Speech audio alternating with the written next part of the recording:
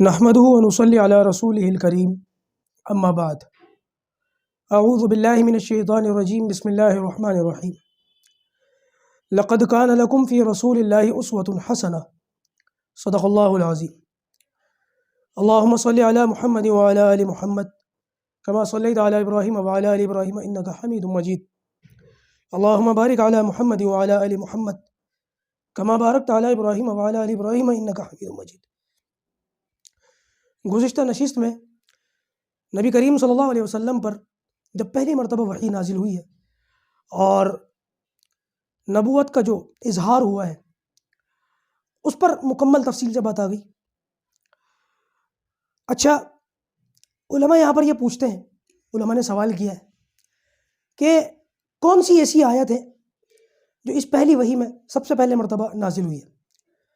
اکثر کی اور مشہور رائے بھی یہی اور اکثر کی رائے بھی یہی ہے کہ اقرأ بسم ربک الذی خلق، یعنی کہ سورہ علق کی جو ابتدائی 5 آیتیں ہیں۔ البتہ سب کی رائے یہ نہیں ہے۔ بعض علماء کی رائے یہ ہے کہ یا ایھا المدثر قم فانذر یہ پہلی وحی ہے، اور بعض علماء کی رائے یہ ہے کہ والضحیٰ واللیل اذا سجی یہ پہلی وحی ہے۔ 3 آیتوں کے بارے میں، سورہ ضحیٰ کے بارے میں، سورہ مدثر کے بارے میں اور سورہ علق کے بارے میں علماء فرماتے ہیں کہ پہلی وحی میں نازل ہونے والے الفاظ یا تو سورہ مدثر کے بھی ہو سکتے ہیں یا سورہ ضحیٰ کے بھی ہو سکتے ہیں۔ البتہ یہاں پر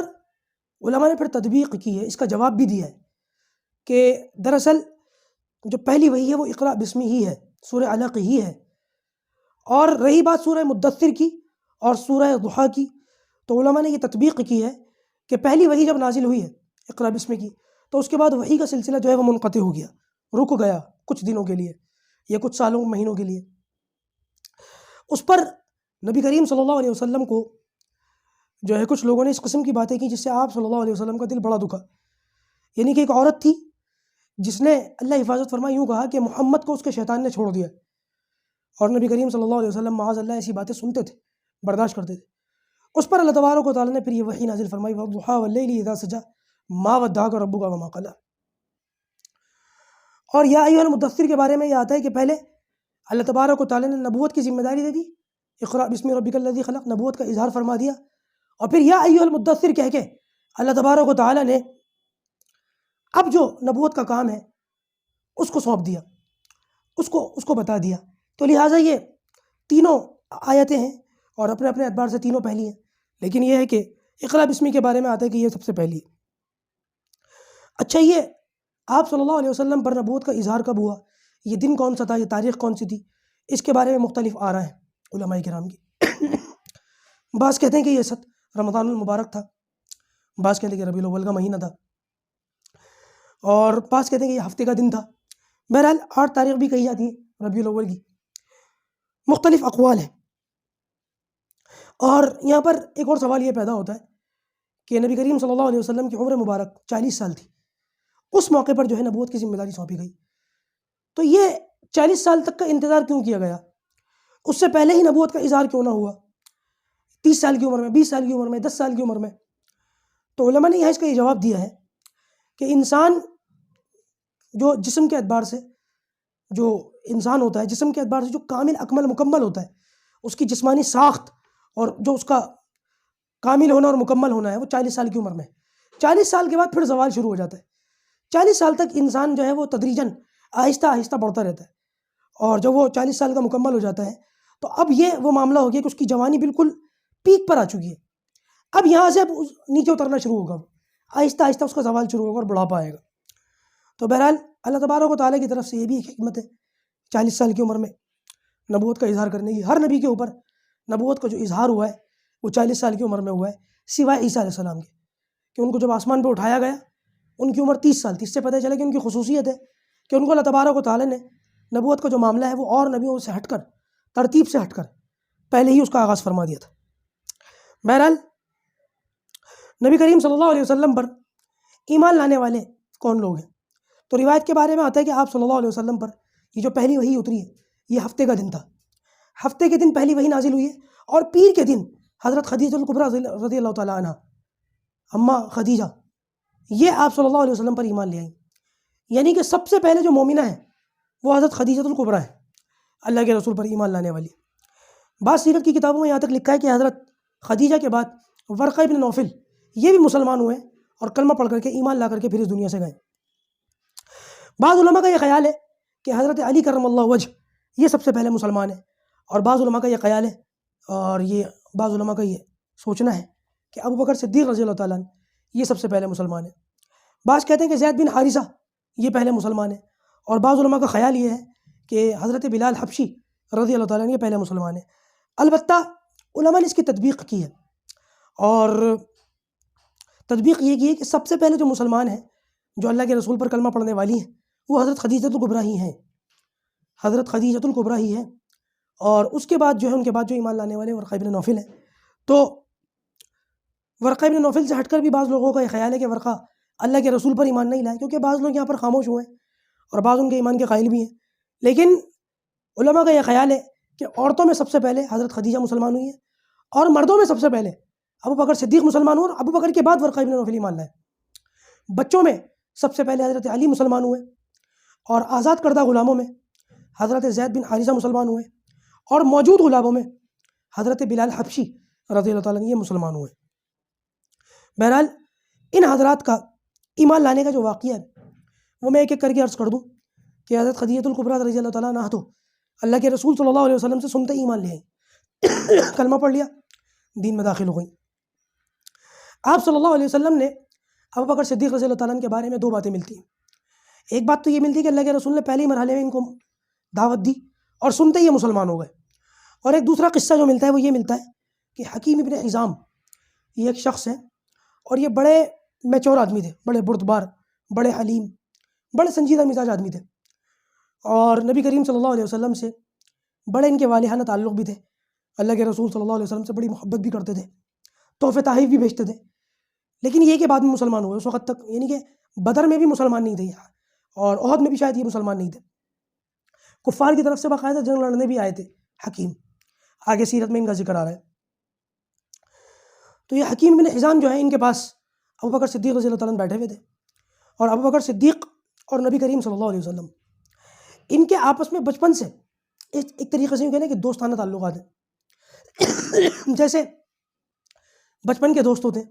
اس طریقے سے، اور یہ حکیم بن حزام بھی انہی بچپن کے دوستوں میں سے ہیں، اور یہ سارے شریف لوگ ہیں جو عرب کے بے حیا معاشرے کے اندر زمانہ جاہلیت کے اندر بھی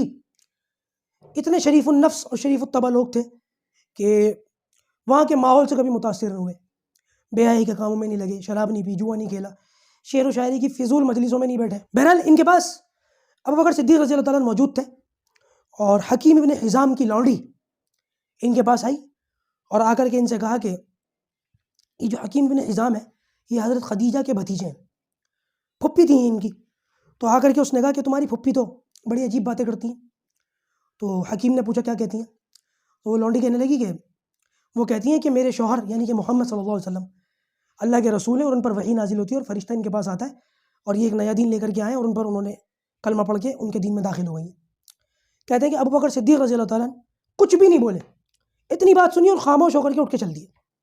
بالکل خاموشی کے ساتھ اٹھے اور وہاں سے چلے گئے، اور نبی کریم صلی اللہ علیہ وسلم کی خدمت میں حاضر ہوئے، اور آ کر کے کہا کہ یا ابو القاسم، ابو القاسم کا اللہ کے رسول کی یہ کنیت تھی کہ آپ کیا کہتے ہیں؟ میں نے سنا ہے کہ آپ کوئی نئی بات لے کر کے آئے۔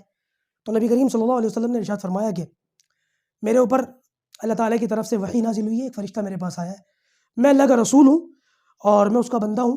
اور تمہیں اسلام کی اور توحید کی دعوت دیتا ہوں۔ ابو بکر صدیق رضی اللہ تعالیٰ نے سنتے ہی کہا صدقت یا رسول اللہ، یا رسول اللہ آپ سچ کہتے ہیں، فدا کا امی و ابی، میرے ماں باپ آپ پر قربان، واقعی آپ سچے ہیں۔ کسی بھی انسان کے کردار کو پرکھنے کے لیے اس کے دوستوں کو اور اس کے گھر والوں کو دیکھا جائے گا کہ اس کے گھر والوں کی اس کے بارے میں کیا رائے ہے، اور جن لوگوں میں وہ اٹھتا بیٹھتا اس کے دوست احباب، ان لوگوں کی اس بندے کے بارے میں کیا رائے ہے۔ اور نبی کریم صلی اللہ علیہ وسلم کے اس دعوت کے مرحلے میں اللہ کے رسول کو دیکھا جائے تو آپ کے گھر کے اندر خدیجہ ہے جو سنتے ہی مسلمان ہو گئی، اور دوستوں میں ابو بکر صدیق ہیں جو سنتے ہی مسلمان ہو گئے۔ اس سے پتہ یہ چلتا ہے کہ نبی کریم صلی اللہ علیہ وسلم کا کردار ان لوگوں کے سامنے تھا۔ اگر آپ صلی اللہ علیہ وسلم معاذ اللہ آپ کے دشمنوں کے مطابق جو آج بھی پائے جاتے ہیں، معاذ اللہ نبی کریم صلی اللہ علیہ وسلم اپنے دعوے میں معاذ اللہ جھوٹے تھے، تو یہ لوگ سنتے ایمان نہ لاتے، یہ وہ لوگ ہیں جو نبی کریم صلی اللہ علیہ وسلم کو ایک زمانے سے دیکھ رہے ہیں، عرصے سے دیکھ رہے ہیں. ابو بکر تو بچپن سے دیکھ رہے ہیں. کیا وجہ ہے کہ نبی کریم صلی اللہ علیہ وسلم کی یہ بات سنتے ہی وہ ایمان لے آئے؟ سیدھی سی بات، آپ صلی اللہ علیہ وسلم کا کردار ان کے سامنے تھا. یہ جانتے تھے کہ آپ صلی اللہ علیہ وسلم سب سچوں میں سب سے بڑے سچے ہیں، آپ کبھی جھوٹ نہیں بولتے، تو لہٰذا سنتے ہی ایمان لے آئے. حضرت خدیجہ بھی مسلمان ہو گئی، ابو بکر صدیق بھی مسلمان ہو گئے. بعض روایتوں کے اندر تو یہاں تک آتا ہے کہ ابو بکر صدیق جو ہے وہ ایک مرتبہ انہوں نے خواب دیکھا اللہ کے رسول کی نبوت کے اعلان سے پہلے. خواب میں یہ دیکھا کہ آسمان سے ایک چاند اترا ہے اور وہ چاند ٹوٹ پھوٹ گیا جیسے کوئی شیشہ ٹوٹ جاتا ہے، اور اس کے ٹکڑے جیسے شیشے کی کڑچیاں ہوتی ہیں ایسے ٹکڑے ہو گئے، اور اس کے ٹکڑے مکے کے ہر گھر میں داخل ہوئے، اور اس کے بعد وہ ٹکڑے واپس آ کر کے جڑے اور وہ چاند ابو بکر صدیق کی گود میں اترا. انہوں نے اس زمانے کا کوئی بھی جو راہب تھا یا جو بھی کسی بھی مذہب کا عالم تھا اس کے پاس جا کر کے اس خواب کی تعبیر لی، تو انہوں نے کہا کہ آخری نبی کی بعثت کا زمانہ ہے اور وہ نبی آنے والے ہیں اور نبوت کا اعلان کرنے والے ہیں. اس خواب کی تعبیر یہ ہے کہ تم اس نبی کے خاص آدمی ہوگے. بہرحال ابو بکر صدیق نے نبی کریم صلی اللہ علیہ وسلم کا کلمہ پڑھا، اور آپ صلی اللہ علیہ وسلم نے حضرت خدیجہ اور ابو بکر صدیق رضی اللہ تعالیٰ عنہ کے ایمان کی بڑی زبردست قدر کی ہے. بہت زبردست ان کے مقام کو بڑھایا ہے صحابہ کرام کے بیچ میں. اللہ کے رسول صلی اللہ علیہ وسلم اپنی ازواج مطہرات کے پاس اماں خدیجہ رضی اللہ تعالیٰ عنہا کا ذکر فرماتے رہتے تھے. دیکھیے یہ بات یاد رکھیے گا کہ نبی کریم صلی اللہ علیہ وسلم کی عمر مبارک 25 سال تھی جب حضرت خدیجہ سے نکاح ہوا ہے، اور 50 سال میں آپ صلی اللہ علیہ وسلم جب عمر مبارک آپ کی 50 سال ہوئی ہے تو اماں خدیجہ کا انتقال ہو گیا. اس 25 سال کے دور میں نبی کریم صلی اللہ علیہ وسلم نے دوسری شادی نہیں فرمائی. حضرت خدیجہ کے جانے کے بعد پھر ایک کے بعد ایک آپ کے نکاح ہوئے ہیں، 9 یا 10، اور ان نکاحوں سے آپ صلی اللہ علیہ وسلم نے تمام بیویوں سے ازواج مطہرات سے اماں خدیجہ کا ذکر کیا ہے، بار بار ذکر کیا ہے. تو ایک موقع پر حضرت عائشہ صدیقہ رضی اللہ تعالیٰ عنہ وہ فرماتی ہیں کہ میں نے اللہ کے رسول سے کہا کہ یا رسول اللہ، وہ بوڑھی عورت آپ کے دماغ سے نکلتی نہیں، حالانکہ اب تو اللہ تبارک و تعالیٰ نے آپ کو اس سے بہتر بیویاں دے دی. تو علماء نے لکھا کہ نبی کریم صلی اللہ علیہ وسلم کا چہرے کا رنگ بدل گیا، اور آپ نے فرمایا لا یا عائشہ ایسا ہرگز نہیں ہے. خدیجہ تو خدیجہ تھی، وہ خاتون تھی کہ جب سب نے میرا انکار کیا اس نے میرے اوپر جو ہے میرا ساتھ دیا، اپنا مال لٹایا، میرا کلمہ پڑھا، میرے دین میں داخل ہوئی. تو یہ حضرت خدیجہ رضی اللہ تعالیٰ عنہ کی نبی کریم صلی اللہ علیہ وسلم نے قدر و منزلت بیان کی ازواج مطہرات سے، اور یہی ابو بکر صدیق رضی اللہ تعالیٰ عنہ کی فضیلت بیان فرمائی اللہ کے رسول نے صحابہ کرام سے. آپ صلی اللہ علیہ وسلم کا آخری وقت تھا، سیرت میں آگے آئیں گی یہ باتیں. تو آپ نے فرمایا سب کے دروازے جو مسجد نبوی میں کھل رہے ہیں بند کر دیے، ابو بکر کا دروازہ باقی رکھا جائے، یہ کھلا رہے گا.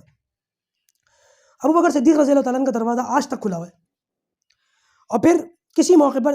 حضرت عمر فاروق کی ناراضگی ہو گئی تھی، خفگی ہو گئی تھی ابو بکر صدیق سے، تو اس موقع پر اللہ کے رسول نے فرمایا کہ میرا خیال کر کے ان کو چھوڑ دیا کرو. یہ وہ ہیں کہ جب تم سب جو ہے مجھے جھٹلا رہے تھے، انہوں نے مجھے جو ہے میرا اقرار کیا تھا، مجھ پر ایمان لائے تھے، کہ جب میں نے تم لوگوں کو ایمان کی دعوت دی تو تم میں سے ہر ایک نے مجھ سے کچھ نہ کچھ کلام کیا، مجھ سے کچھ نہ کچھ سوال کیے.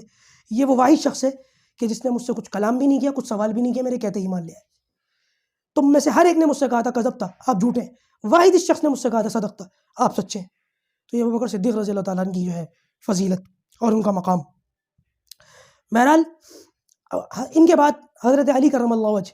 ان کے بارے میں آتا ہے کہ یہ ایمان لائے. حضرت علی کے ایمان لانے کا واقعہ بھی بڑا دلچسپ ہے. روایت کے اندر آتا ہے کہ نبی کریم صلی اللہ علیہ وسلم کی آپ کے دادا کے بعد تربیت جو ہے وہ ابو طالب کی ذمہ تھی. ابو طالب کے 4 بیٹے تھے، جعفر، عقیل، طالب اور علی. طالب جو تھے سب سے بڑے تھے، دوسرے نمبر پر عقیل تھے، تیسرے نمبر پر جعفر تھے، اور چوتھے نمبر پر سب سے چھوٹے بیٹے حضرت علی تھے. ایک موقع ایسا آیا کہ ابو طالب کے حالات فائنینشلی بہت زیادہ ویک ہو گئے اور گھریلو حالات اور کام کاجی حالات اچھے نہیں تھے.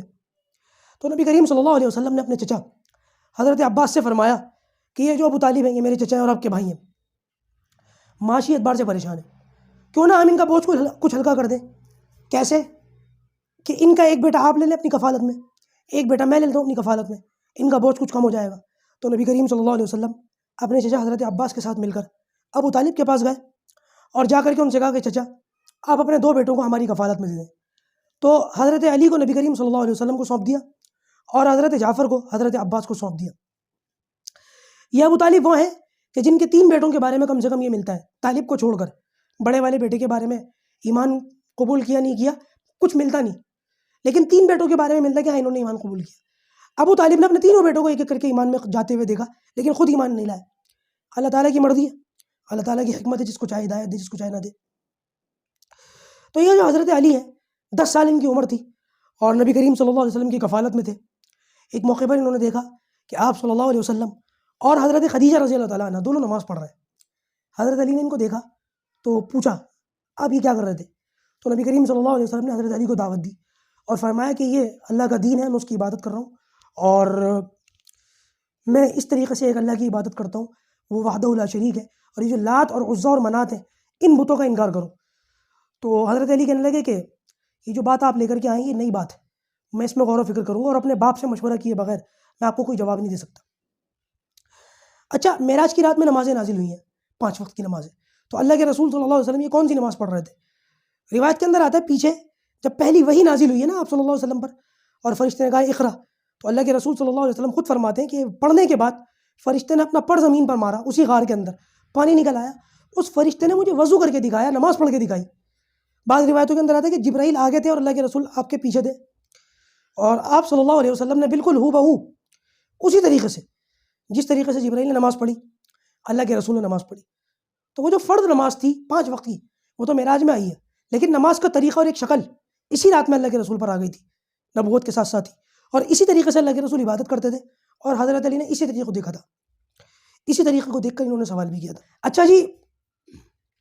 نبی کریم صلی اللہ علیہ وسلم نے جب حضرت علی کو دعوت دی، یہ سوچتے رہے ساری رات۔ سوچنے کے بعد جب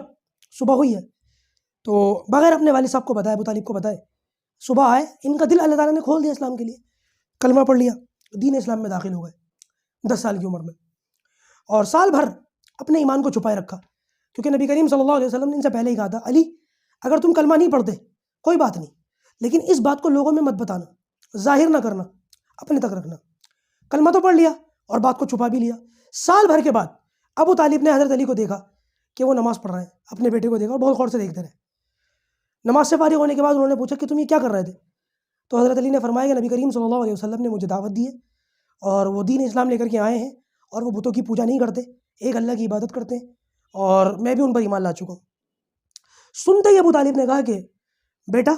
جس چیز کی محمد صلی اللہ علیہ وسلم نے تمہیں دعوت دی ہے وہ بہت اچھی، اسے چھوڑنا مت، اور اس کو جو ہے مضبوط پکڑ کے رکھنا۔ یعنی کہ خود ایمان نہیں لائے، لیکن بیٹے سے یہ کہا کہ یہ بات بالکل صحیح ہے، اس سے مت ہٹنا، اس سے دائیں بائیں مت ہونا، اور یہاں سے حضرت علی کا ایمان لانا بھی ثابت ہو گیا۔ اس کے بعد ابو بکر صدیق رضی اللہ تعالیٰ نے 5 لوگوں کو دعوت دی ہے، اور وہ پانچوں ابو بکر صدیق رضی اللہ تعالیٰ کی پہلے ہی مرحلے کے اندر ایمان لے آئے۔ کون کون؟ حضرت عثمان بن عفان رضی اللہ تعالیٰ عنہ، حضرت زبیر بن العوام، حضرت طلحہ، حضرت سعد بن ابی وقاص، اور حضرت عبد الرحمن بن عوف۔ ان کے بعد اور بھی ایمان لانے کا سلسلہ ہے جو شروعات کے اندر ہی مسلمان ہوئے، اور آہستہ آہستہ دین اسلام کی جو کلیاں ہیں وہ مکے کے اندر کھلنے لگیں، اور آہستہ آہستہ لوگ حلقہ بگوش اسلام ہونے لگے۔ انشاءاللہ اس کی وضاحت اگلی نشست کے اندر کروں گا۔ اللہ تبارک و تعالیٰ مجھ کو صحیح کہنے کی اور ہم سب کو ان باتوں پر عمل کرنے کی توفیق عطا فرمائے۔